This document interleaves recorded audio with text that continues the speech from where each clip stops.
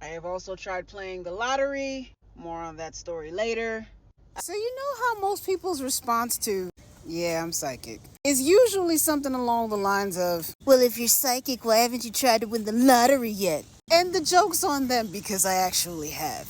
Several times. Now I feel it's important to note, I don't necessarily come from a lottery playing family. Because I was taught to do things the Jamaican way. Study hard, walk hard, and job them will look you. Well, that turned out to be a fucking lie. So my first stint with playing the lottery came when I returned to Atlanta for the second time. More on that story later. Now, because this return was shrouded in the esoteric, it saw me being introduced to several occult principles at the same damn time. Those principles being the law of attraction, the law of manifestation, and the Orisha. Now, because every good mastermind needs a partner in crime, I just so happened to be studying these principles with my godsister at the time. So we are knee-deep in the archives one night, looking at the Akashic records of Atlantean wealth or some bullshit like that. When the thought occurs, if manifestation is real and the principles are sound, lorem ipsum facto lorem, we should be able to manifest winning the lottery. You know me, I'm a minimalist at heart. Any way I can apply the maximum effort to the least amount of steps, I'm gonna take it. And thus several attempts were made. We took the scientific theory approach to this. We tried a method. When it didn't work, we went back to the drawing board. So first we started with just plain vision boarding. See it, feel it, imagine us winning it and all that. That didn't work.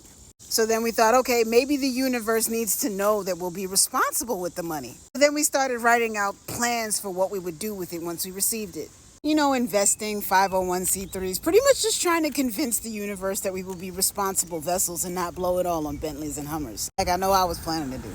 Now, when that didn't work, we said, okay, maybe we need to turn to a higher power. I feel it's very important to note that the person who introduced us to the Orisha was driving a yellow Hummer at the time. We figured they were very pro-wealth entities. If the Christian God can bless billionaires, figured the gods of Nigerian scammers were surely pro-wealth. It's the godly thing to do, right?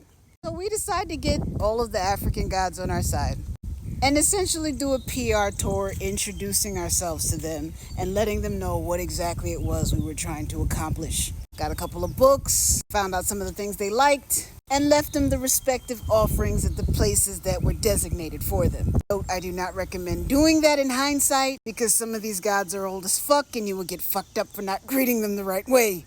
Now, the final experiment involved a very complicated ritual we saw in some kind of Santeria drug movie, which did not win us the lottery, but ironically enough made it so we couldn't lose the ticket. But you know me, mama didn't raise a quitter.